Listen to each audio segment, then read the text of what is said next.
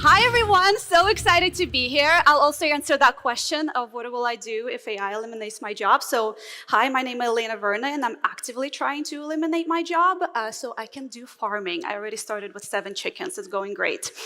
Okay, so today I'll talk about collapse of pre-AI distribution modes and how to build new ones. A lot of times in product we don't really think about distribution. I think that's a mistake. So let's talk about how you should be thinking about this as well.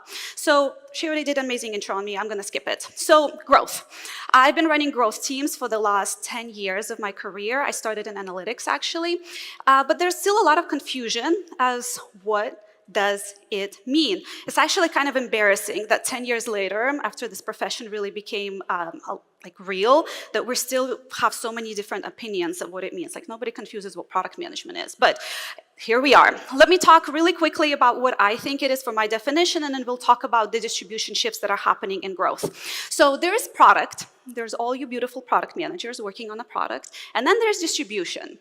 Now, those two are not the same things because you can have an amazing product and if you don't bake in distribution into it or you don't really think about distribution, you will die of slow death.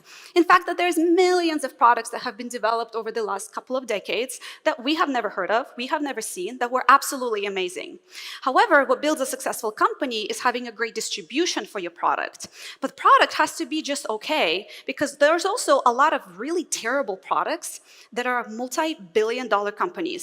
You can kind of imagine one of those products that you log into and like one of your brain cells dies every time you have to do an action in it and you're like thinking, how is this thing alive? Yet they have absolute monopoly in the category and nobody can displace them. And that is because distribution at the end of the day wins of what's going to make a successful company. When what growth works on is that distribution aspect of it, because great product is not enough. Now, it helps distribution if you have a great product. It makes everything so much easier. But if you're not thinking about distribution right from the beginning, if you're not thinking about your go-to-market strategies, if you're not thinking about growth as you're developing product, you're going to be dead in the water. Now, what does distribution actually entails? It's actually very straightforward. 4 questions. Those are the 4 questions that I stress about every single day, that I lose sleep over, which is how do we acquire customers? How do we activate them? How do we monetize them? And then how do we retain them? Very straightforward. That is the traditional funnel that you need to look into. But ability to answer those questions in predictable, sustainable, and competitively defensible way is what separates companies that win versus the companies that lose.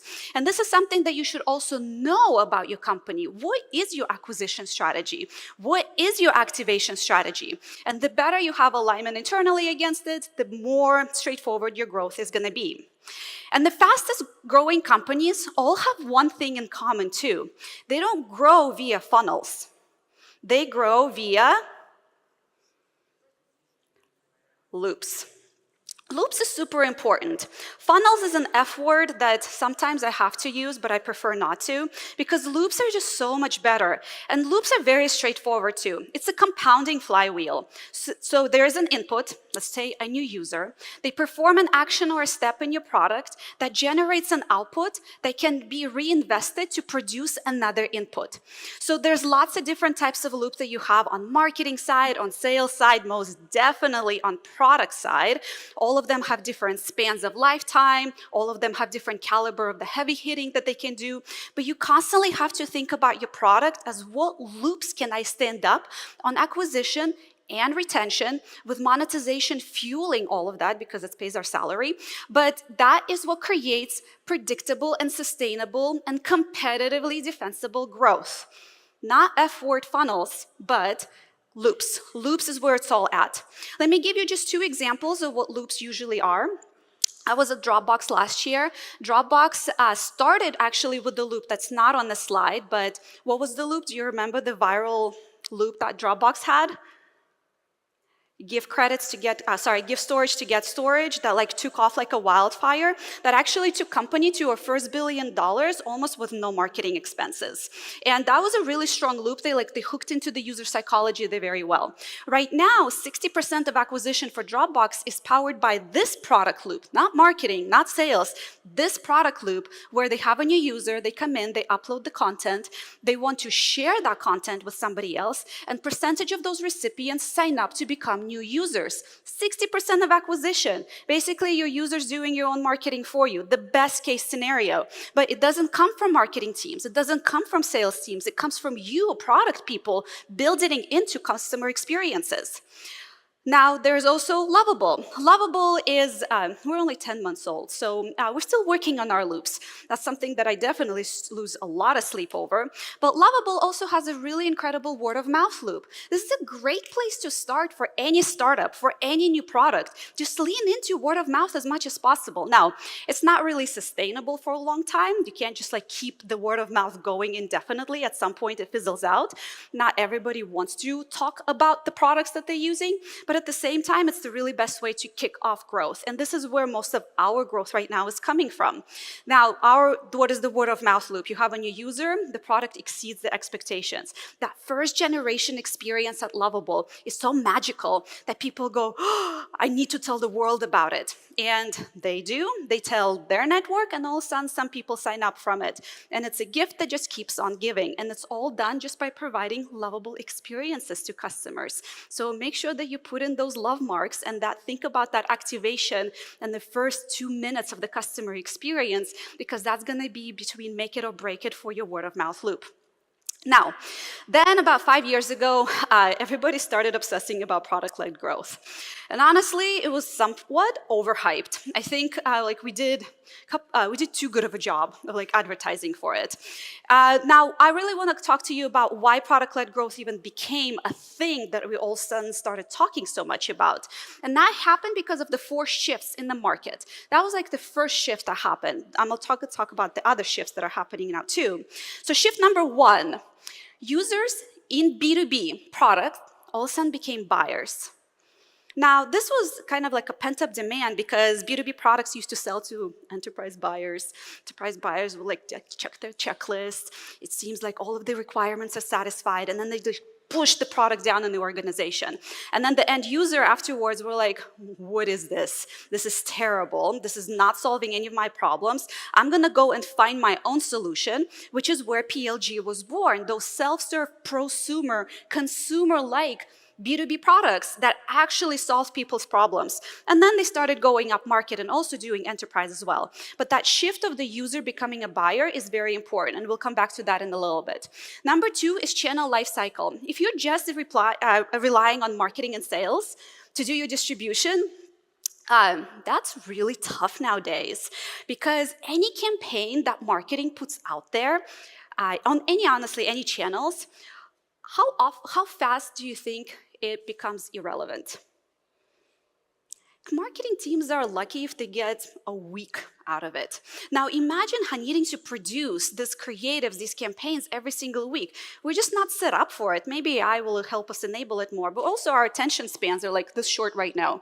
We like see something once and like we never want to see it again. Imagine like compare it to like Coca-Cola that used to put out a campaign that would fire in for a year, but now you cannot do that in the market. It's just become way too crowded. Number 3 is data availability. You all product managers, I hope that you have your data dashboards to see how your product is performing.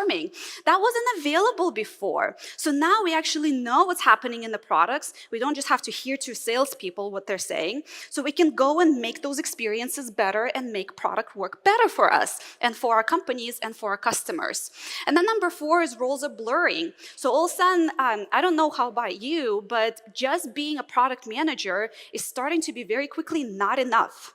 You have to have a marketing hat, or at least product marketing hat on. Every single marketer has to have a product manager hat on. Everybody is an analyst in the room, or should be an analyst in the room, and that really empowers us to be more responsible than just specialize in this one little area, but be more responsible for the overall company and customer outcomes. And that role blurring is honestly the most beautiful thing because it gives you more agency, it gives you more autonomy. But B2B products were definitely feeling the pressure because it's stressful to all of a sudden being responsible for monetization outcomes and acquisition outcomes. And this is why I think that there was a lot of this hype about product-led growth, because in B2B traditional enterprises, product managers are not used to operating this way.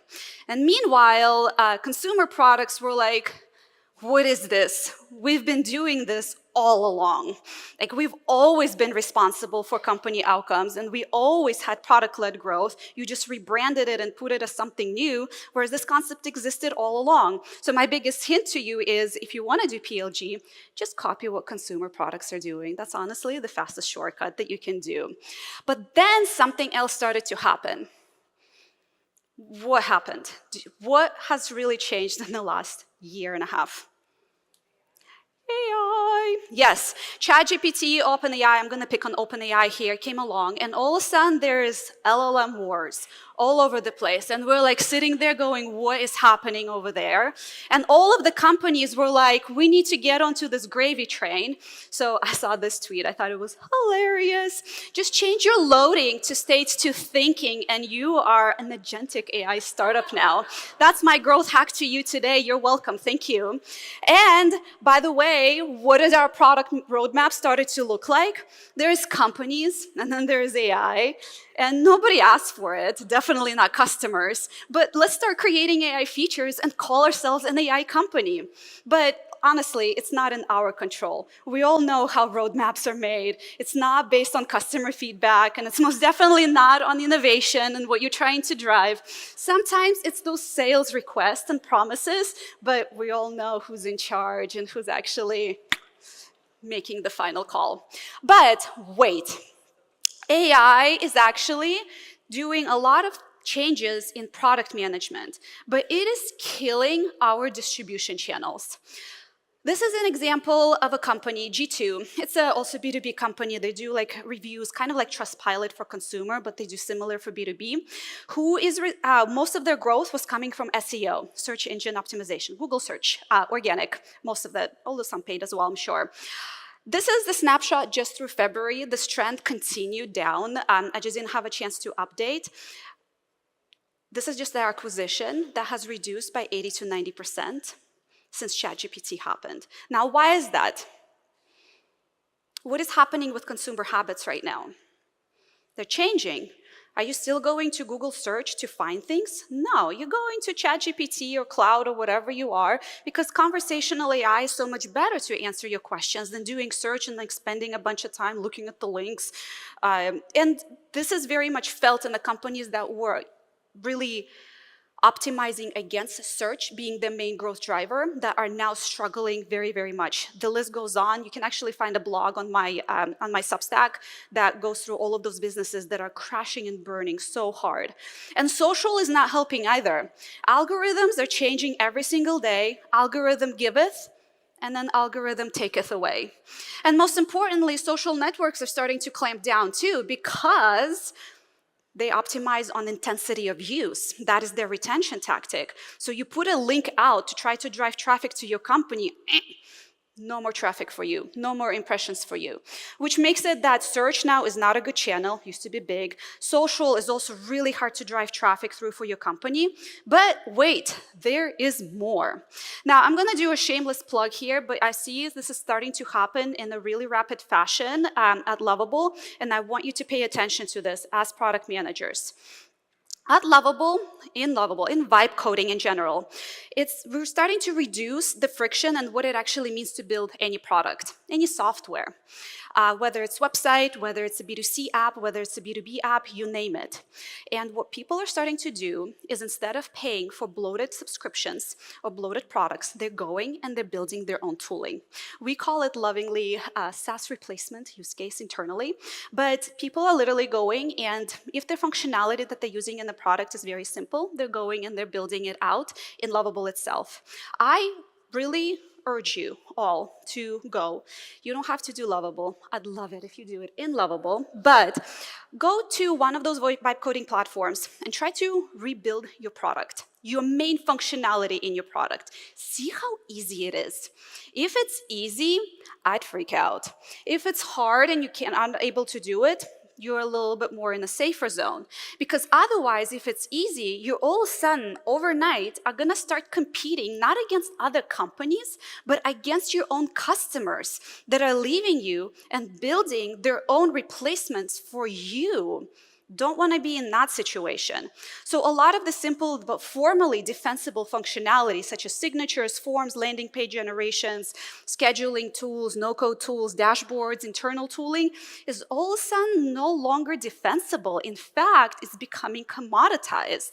So that commoditization bar is really rising up. If your company is still monetizing on commoditized functionality, get yourself out of that zone. I kind of think about it 2x2. I love 2x2s. And you think about the simple functionality versus complex, high utilization versus low utilization. If you have a lot of complex functionality that is hard to replicate, that is hard to vibe code, that have you high utilization, you're in a safe zone. Good for you. Now, if you have complex functionality but low utilization, get that utilization up. However, if you have simple functionality and that is what gets highly utilized, you need to think about your product strategy. And in fact, we're already starting to see a shift where companies are being disrupted by their own users. This was fascinating because DocuSign actually has threatened a legal action against one of our users that replicated their e-signature functionality. So, I mean, if you have to start going in a legal route as the way to defend your product market fit, that's also not the best way to grow, but that's sometimes the only lever that companies can pull. So what? All right, so we went through the platform shift. Platform shifts are everywhere. Your product roadmaps have something in AI, I'm sure, otherwise you're living on the moon, or your CEO is not paying attention. However, at the same time, there is also distribution shifts that are happening. Our search volume is dying, our social networks are clamping down. So how is it that you're actually supposed to grow the products? Now, just betting on SEO and SEM and saying, hey, marketing, you'll help us with our growth is no longer enough. You have to take responsibility over growth in your company. And product loops are still very much a thing. Product loops is not where distribution is shifting. You have to look at your product as almost like a marketing channel where you can advertise to your own users and you can deploy your users to be your marketing agent. So make sure that you invest into baking distribution and baking those growth product loops into your product experiences. I think freemiums are going to continue raging on just because we're all grasping for people's attention and it's constantly the fight to remove the friction of entry, and we're going to continue doing that. And I think AI is actually flipping freemium and making it harder because now it's so costly to do freemium with AI. And we no longer have margin profiles of those 80–90% that were so flush across all of the tech SaaS. Now we're like operating at 30% or less, but you have to start looking at your product as marketing cost. For example, at Lovable, over half of our expense or cost comes from our freemium usage. But we look at it not as a cost center, we're looking at it as our marketing budget because we much rather give our product away to every single one of you to give it a go as opposed to making Google richer. If anybody's from Google here, I'm so sorry. I think your company is great, but I do love our customers and I'd rather give them our money as much as possible too. However, there's other options. So let's run through them really quickly. Option number 2 is velocity. Now, AI, one of the best things that it can do is it can accelerate your velocity of shipping to a point where it can become your moat. At Lovable, we're literally looking at velocity of shipping as our moat. We protect it by all means possible. And we do it because of a couple of things. Number one, we heavily invest in what we call, I call AI native employees. I don't want to put words in their mouth. An AI native employee is just somebody who uses AI across many aspects of their work, so they're blurred roles. Remember how I talked about like everybody can wear different hats? We have engineers doing marketing. They put something up, they launch it, they're responsible for it. We don't have ability to staff marketing and product managers against every single thing. We're actually only like 60 to 70 people large, yet we ship updates every single day, if not every single hour. With we tier it, so like there's big launches and then there's tier 2, tier 3. The tier 1 big launches, usually on the bigger companies happen like what, once a year, maybe twice a year. We're like every 3 months, we have to do something enormous. But tier 2 happen almost on a weekly basis. Tier 3, which is like smaller updates, but still meaningful, every single day, if not every single hour. So that, in order to enable that velocity, you have to not be so cross-functional, because if you have dependencies across everything, that creates a gridlock. But if you empower your employees with agency, with trust, that's a hard one for us. We don't really trust inside of our organizations, but you have to, especially if you give them AI tools so they can take the project all the way from end to end and full autonomy against it. Now, the next one is oldie but goodie. This one has always been around. Data can definitely be your moat and your new distribution channel. User data in memory is sticky. It can be your defensibility tactic. It can be your retention tactic. Don't overdo it. Like, don't keep your customers hostage, obviously, but try to see how you can leverage it to either make your product better or make sure that customers see the value. But there is also an interesting shift happening. Salesforce realized how important their Slack data is, so they decided to cut off access to it to other companies. So for example, that company, you might have heard Glean, that is working on enterprise internal search, all of a sudden lost access to Slack data. Now, what is internal search without your Slack information? Nothing. And Salesforce knew this, which is exactly why they did it. They're leveraging this to keep their moat because they're trying to go into offense against it. What is your next option? Oh, this one's interesting. Brand. All of the product people like, oh, not for me, where's my marketing counterpart? I challenge that thought because brand all of a sudden is now a product exercise, not a marketing team function. Now, marketing might still come in with a tone of voice and colors and maybe some brand spend. Maybe they'll put a billboard up. At Lovable, we're having our first billboard up going up here in San Francisco. When it goes up, please take a picture and send it to me because I don't live here anymore. But our brand, if you think about Lovable, how many of you, by the way, have heard about Lovable? Awesome, amazing. You feel the brand, you know what the brand is. We have zero branding spend. We don't have brand marketing. We barely have any marketing, honestly, to begin with, because it's felt through the product interactions. Because we actually look internally and say, is this lovable? The fastest way to fix anything at Lovable is to say this experience is unlovable. It gets hot fixed immediately. So we are so very specific about making this experience channel our brand. So, and that's actually can become your moat, because when the democratization of software is happening, of building the software, and all of a sudden there is 100 options, people are no longer gonna use the tools that are just utilitarian in nature. They're gonna use the tools that speak to them, that make them feel, because we as humans want connection. So take it on as a product role to channel the brand, as opposed to just saying, brand marketing, they're gonna do it in the corner over there. Next one is also oldie but goodie, but ecosystem. Integrations, and partnerships. This one is very important because instead of trying to claw your way out into your own distribution, you say, hey, you already have distribution. Let me stand over here and get into your distribution channel by doing an integration or a partnership. Beautiful strategy. Needs to have first mover advantage, so don't wait on it. If somebody gives you a hand, you have to take it. Otherwise, you just have competition that is going to take it on. But it's the channels that nobody really competes in because there's so much manual things that need to happen. Make sure to do it. One of them that I'll just mention is 2 days ago, OpenAI released a new integration opportunity, the App Store. You should all be looking at it. I know we are, because we're like, is this it? Is this the next distribution shift? Is this the first time OpenAI actually going to provide distribution advantage to us? Because otherwise it's just a destination. There's no way to really market through it. So make sure that you pay attention to this one. Now, this one is interesting, very uncomfortable for larger companies.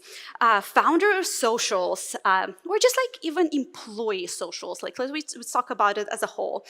Connecting with your customers on a human level and for your customers to know who's behind the company is becoming more important than ever. Now, we have our CEO, Anton, that posts on LinkedIn, he posts on X all the time. I just took a couple of screenshots of his LinkedIn posts. 10 months ago when he started, he had no following, no reach whatsoever. Now, almost all of his posts get 2,000 plus reactions and hundreds and thousands of impressions, millions of impressions. By the way, free free, organically, that is happening across all of these platforms. It is something that a marketer would just dream in their mind to achieving, yet you can create with just your own team. So I would really encourage you starting to up your social game, connecting with your customers on more personal level, and humanizing your company. We allow at Lovable everybody to post. Now we're small, so we don't have a legal team yet that says, so we can afford that. In the larger companies, when I was at Dropbox, the legal team was to me to do anything for Dropbox, but as much as you can possibly build in public, it can be a huge leverage for your organic growth strategy. And it starts with you. The more people that you can have in the company actually do socials, the better it is. And then the last one that I'll talk about is creator economy. So creator economy specifically is all of those influencers. I don't know, it feels like a dirty word to say. But there's so many eyeballs in the socials on those creators, and your ability to market with them is no longer just a B2C strategy. It is most definitely a B2B strategy. We do a lot of influencer marketing on YouTube. YouTube is huge right now. If you're not on YouTube, I don't know what you're doing. TikTok, relevant for B2B, believe it or not. Instagram, relevant for B2B, because there's influencers and creators that are building their audience that have your potential customers there. So make sure that you're playing in there as well. But also keep an eye on any other new developments. Like I said, those 2 days ago, the App Store for OpenAI, it might be the next Google search. It might be a big absolutely nothing, who knows? But these types of things we need to look at, because otherwise there's a gap in the market of how is it that we're actually gonna grow our products. But what I do want you to take away from this is that put that pressure on the product itself, because that is the most defensible channel that you have. Because remember, distribution is everything. That's what builds that successful company. That's what makes that equity that you own in that business worth something. Not just great product. It's not enough. It's great product plus distribution.